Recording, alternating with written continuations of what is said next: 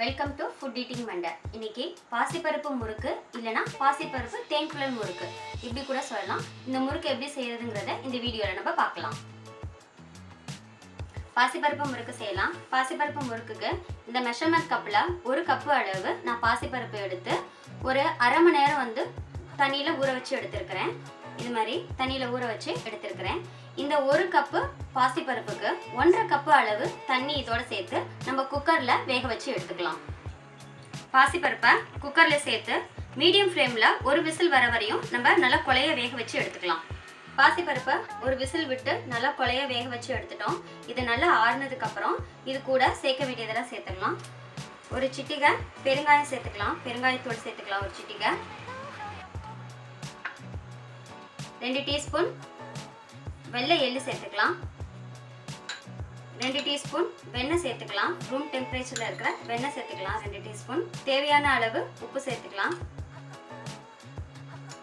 இது சேர்த்ததுக்கப்புறம் பாசிப்பருப்பு இந்த கப்பில் 1 கப்பு எடுத்துக்கோம். இதே கப்பில் அரிசி மாவு 4 கப்பு எடுத்துக்கணும்.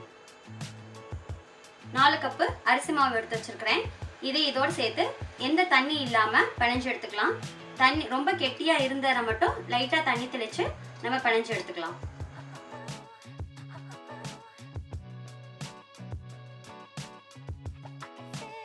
ரொம்ப கெட்டியாக இருந்துச்சுன்னா லைட்டாக தண்ணி தெளித்து மாவு நல்லா சாஃப்டாக பிணைஞ்சு எடுத்துக்கோங்க.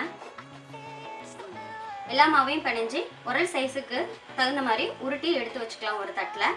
இப்போ தேன்குழல் அச்சு எடுத்து இந்த இதில் இந்த 3 கண்ணு இருக்கிற மாதிரி இதில் மாவு சேர்த்து நம்ம புளிஞ்சு எடுத்துக்கலாம். முறுக்கு புளியறதுக்கு இது மாதிரி பெரிய ஜார்னியை திருப்பி போட்டு இதில் நம்ம சுற்றி எடுத்துக்கலாம். ஒரு 3 சுற்று கரெக்டாக வெளிப்பக்கமாக சுற்றி எடுத்துக்கோங்க. முறுக்கு சுற்றும் போது உடஞ்சிச்சின்னா அதுக்கு மாவில் தண்ணி பத்தலைன்னு அர்த்தம். லைட்டாக தண்ணி தெளித்து சேர்த்து பிணைஞ்சு எடுத்துக்கலாம். இப்போ இதை எண்ணெய் காய்ஞ்சதில் இதை நம்ம போட்டு பொரிச்சு எடுத்துக்கலாம். முறுக்கு புளிஞ்சதை எண்ணெய் நல்லா சூடாகிடுச்சு. நம்ம அதை போட்டுடலாம்.